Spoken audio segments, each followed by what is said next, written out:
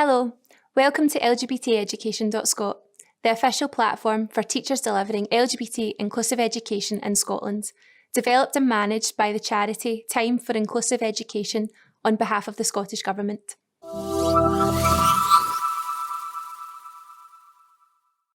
Hello. I went along to the launch event of these new LGBT inclusive education resources just a couple of days ago. It was an online event as part of the Scottish Learning Festival. It was on Microsoft Teams. I typed in a few questions about it. I said, for example, might some pupils with more traditional moral values feel alienated from this?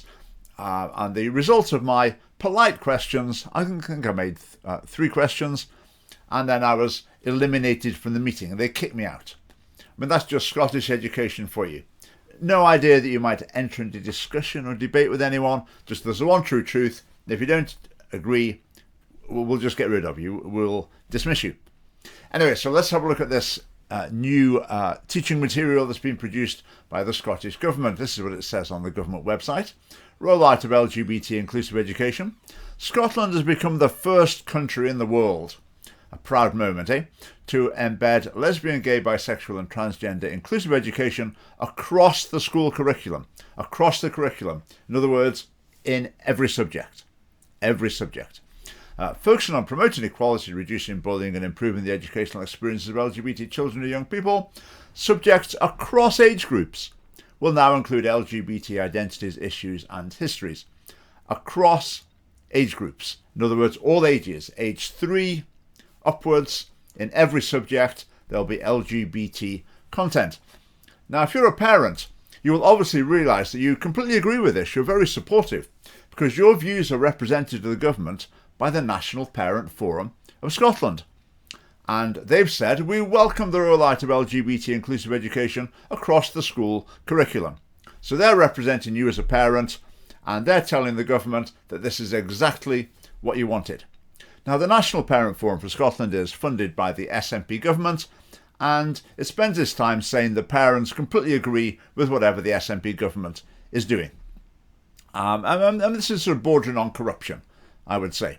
But says the tentacles of the government get into all sorts of areas where they shouldn't be, and controlling the organisation that ought to be representing parents is one of them. These new teaching materials have been reported in the media, usual story. The news report, entirely positive. The government says it's great. The unions say it's great. Someone from a sock puppet charity says it's great. No other views at all. You go to the comments thread and it's full of people saying this is outrageous, this is ridiculous, this is bizarre, what is going on, focus on proper education, etc. But it's as though this is an issue that the mainstream media in general have decided it's just too hot to touch. They will not address it. They will not criticise the government on this sort of issue. Even the likes of, the Daily Mail, the Daily Express, I mean, that's their core business, as attacking the SNP government. They won't touch this. They won't touch this. So this is bringing in LGBT content across all ages, across the whole curriculum. Now, this all stems from the Time for Inclusive Education campaign that proposed LGBT inclusive education back in 2017, and it was debated in the Scottish Parliament. I use the term debated in the loosest sense. We're talking about the Scottish Parliament here. So they didn't debate it, they talked about it. It was actually one of the first videos I made with the Scottish Family Party, was covering this so-called debate. Let's have a quick look at it. Motion 3945 in the name of Monica Lennon on Time for Inclusive Education, the TIE campaign. I absolutely love it, and I want to end by paying tribute to the TIE campaign. I want to thank Monica Lennon for her lovely speech, and I'm hugely supportive. It has been a privilege to witness their drive and vision firsthand. Presiding Officer, sometimes there comes a campaign which symbolises the very essence of what the Scottish Parliament was actually designed for. And it's a privilege to take part in a high-quality debate which...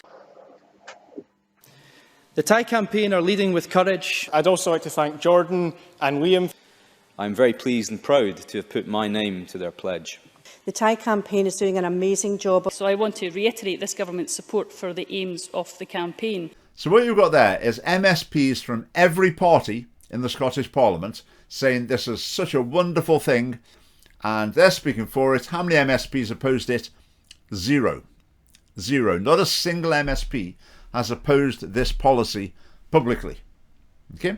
Now, at this point, I'd just like to address those of you who are under the Conservative delusion.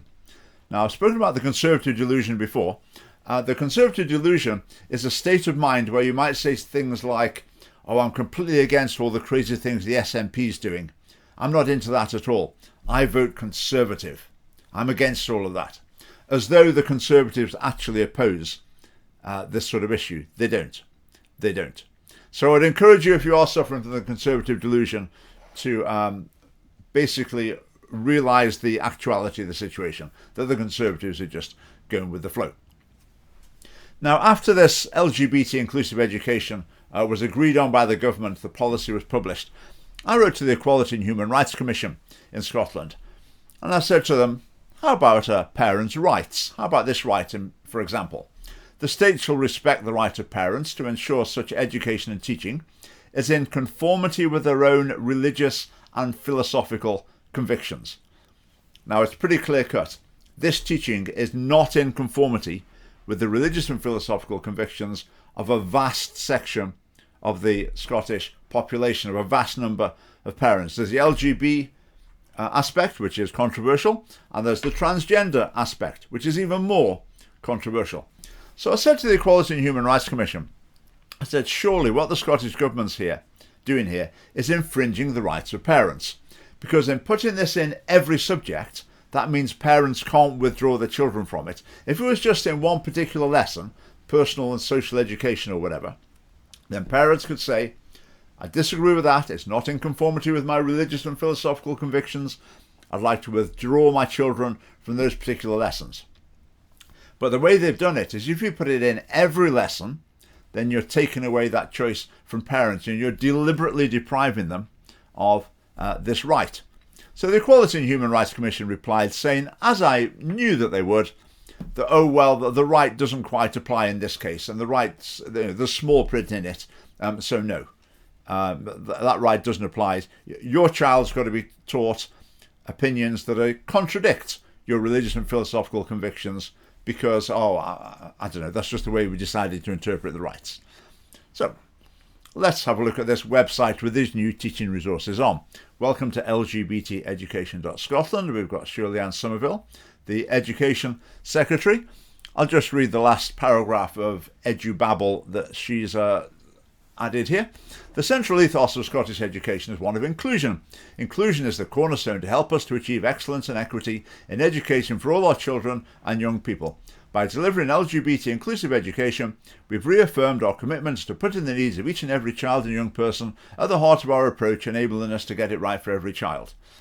I mean, how many words can you write without actually saying anything? It's just a torrent of jargon. And just a quick clarification, our children, they're not your children, the children belong to the parents.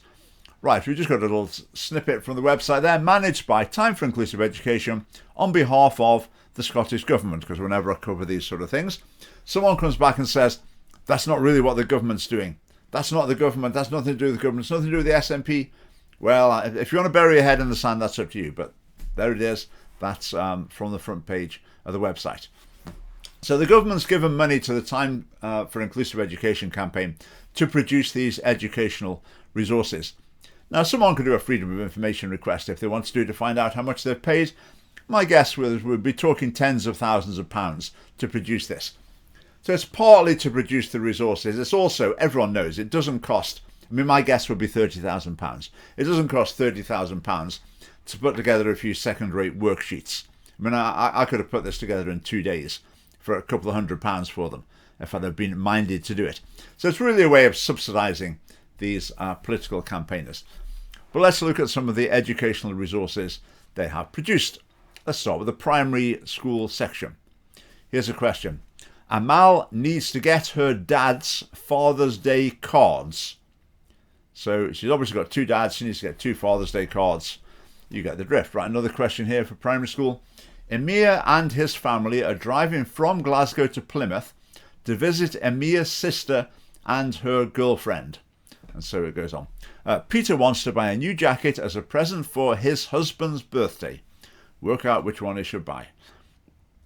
Now, yet another one. Now, you'll notice here, like 3 of the 4 questions, they've got foreign-sounding names. I mean, is the government trying to say they think that sort of minority communities particularly need targeting with these LGBT positive messages? So maybe it seems that way, I don't know. Right, Darshini's brother Nihal is marrying his boyfriend Ishan, and Darshini wants to get a new outfit for the wedding. Anyway, you get the drift.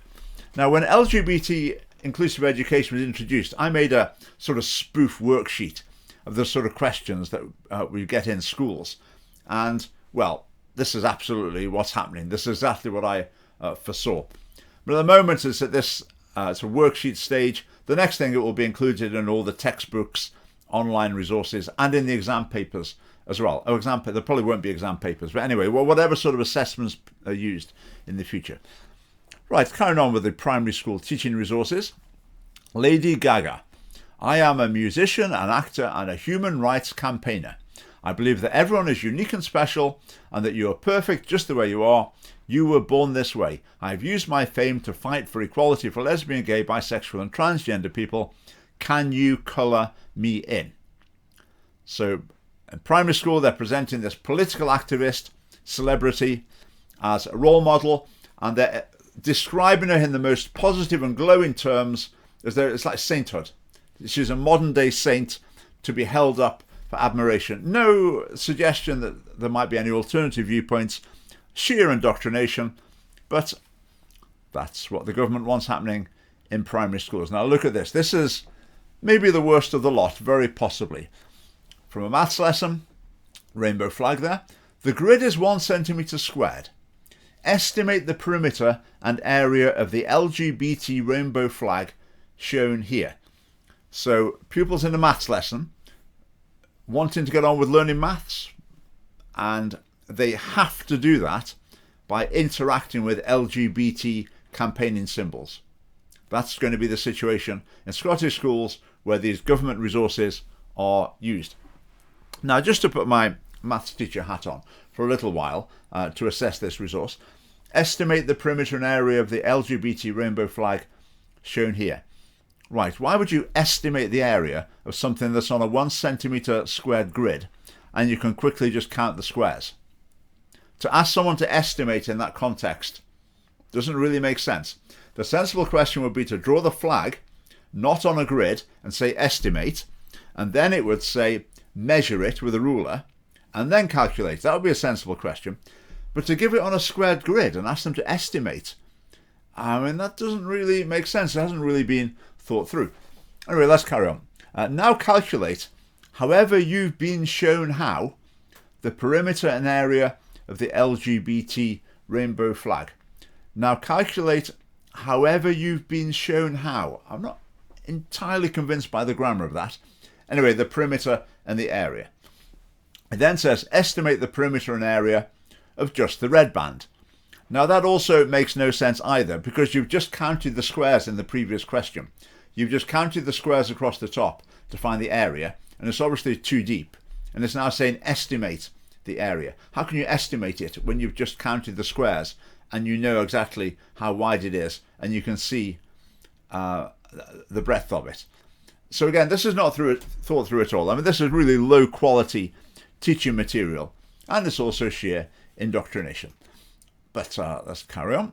Now, what this reminds me of, actually, let's not get carried away here.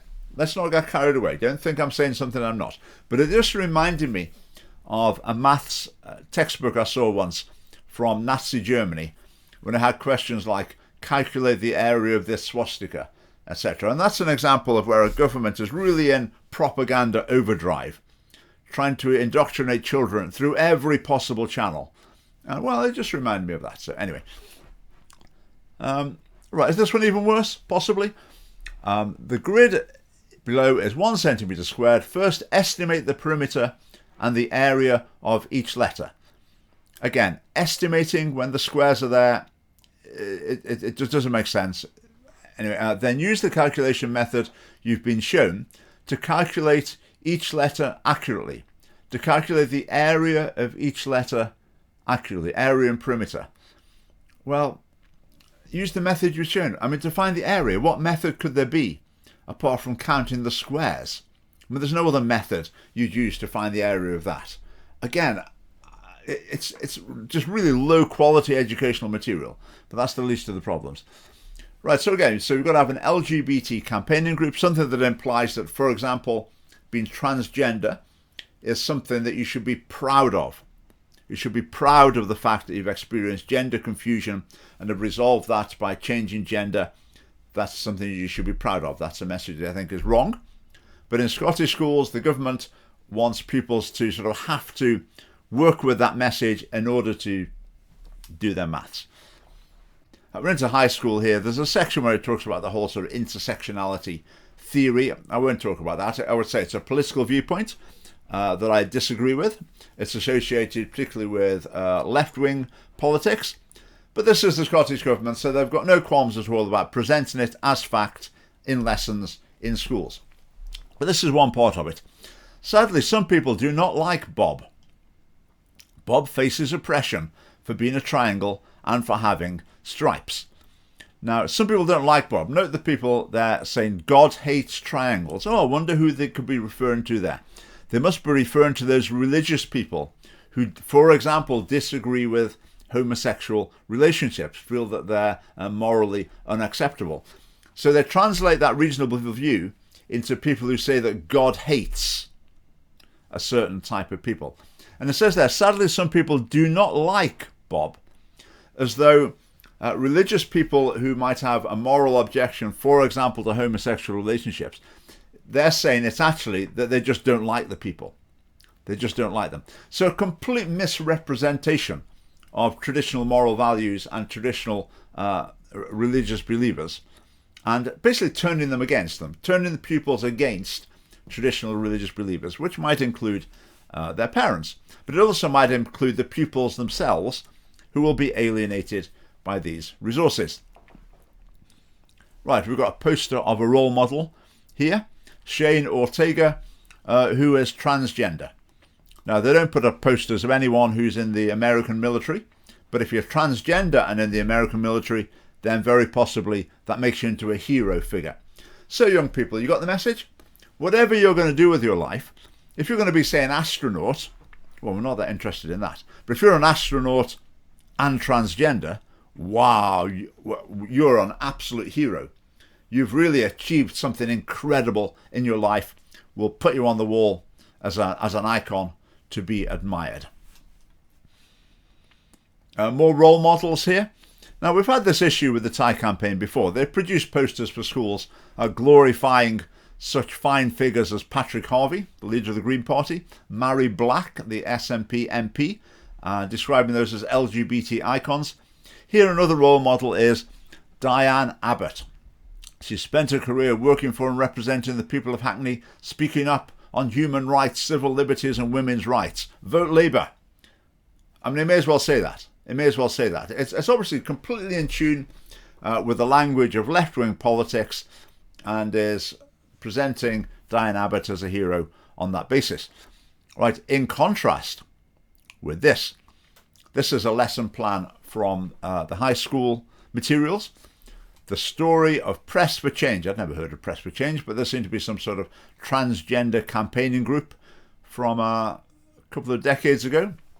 Campaign group Press for Change, founded in 1992, focus on changing the laws around transgender rights in the UK.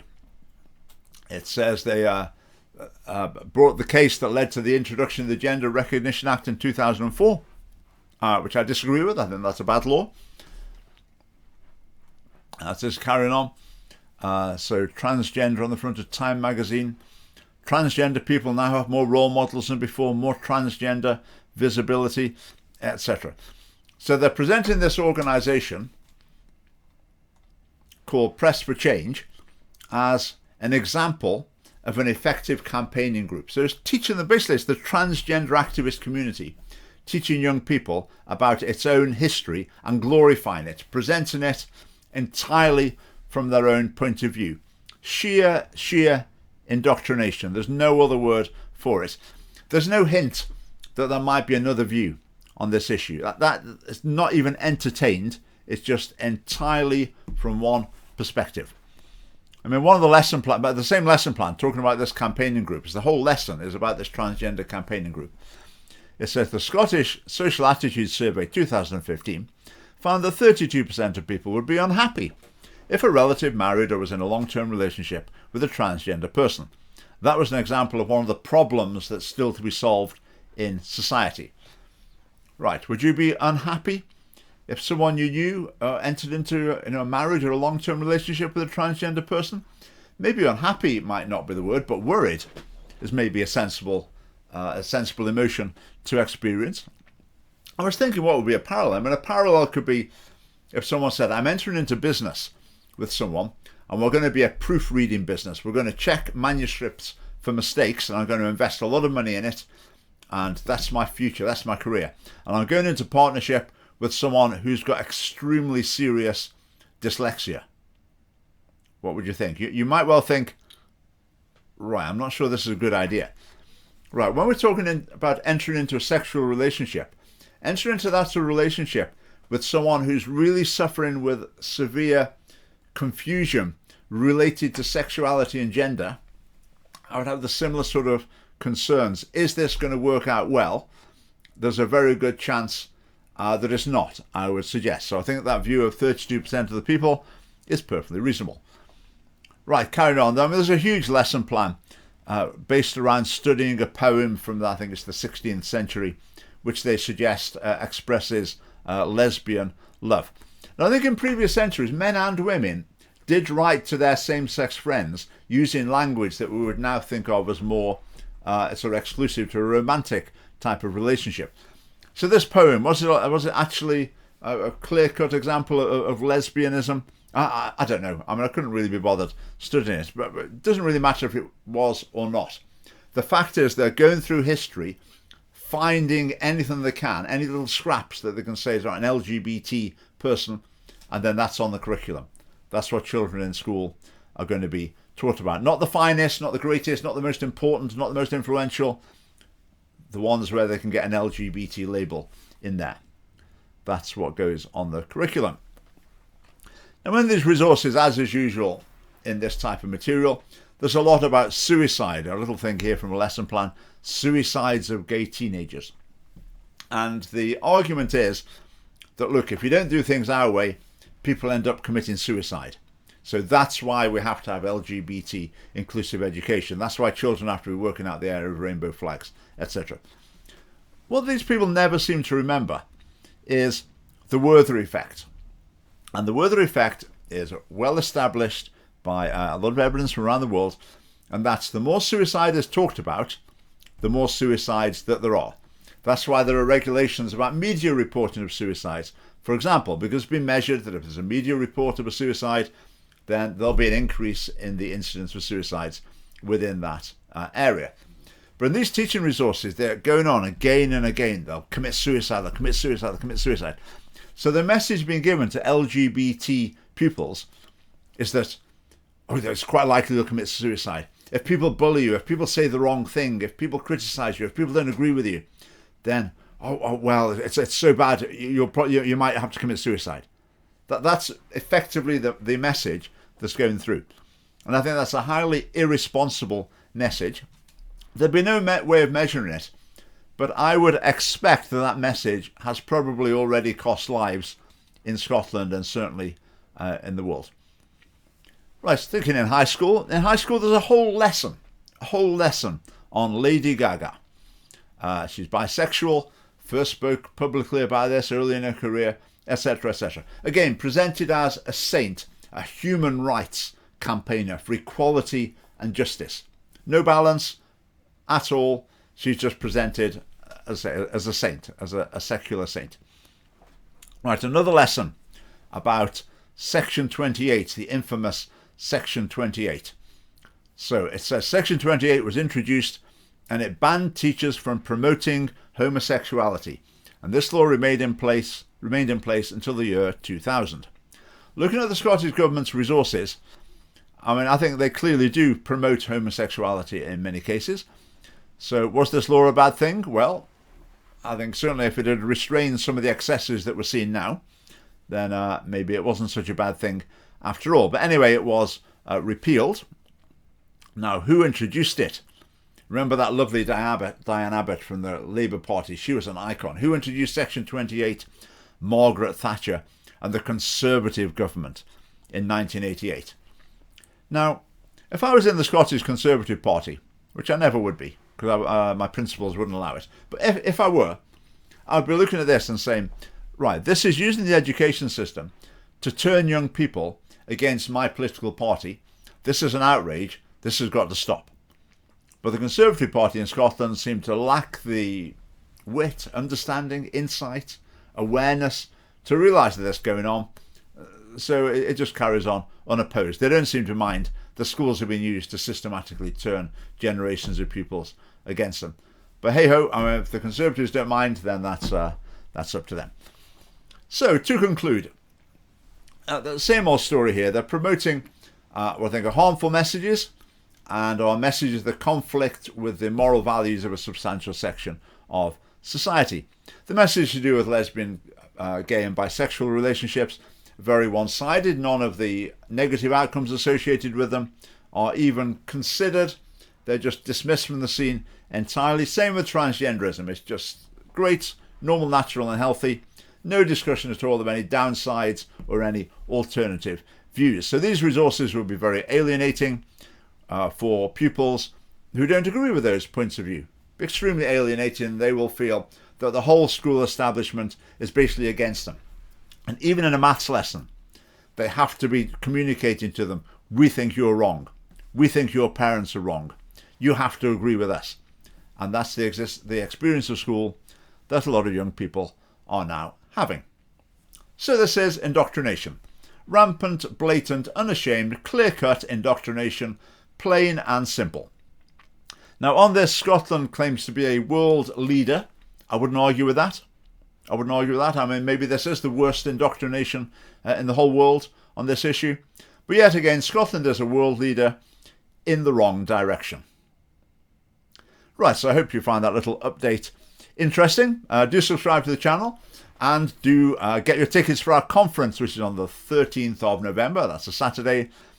This is 2021. You know, people might be watching this video in future years. The conference is in Dunfermline, range of fascinating speakers.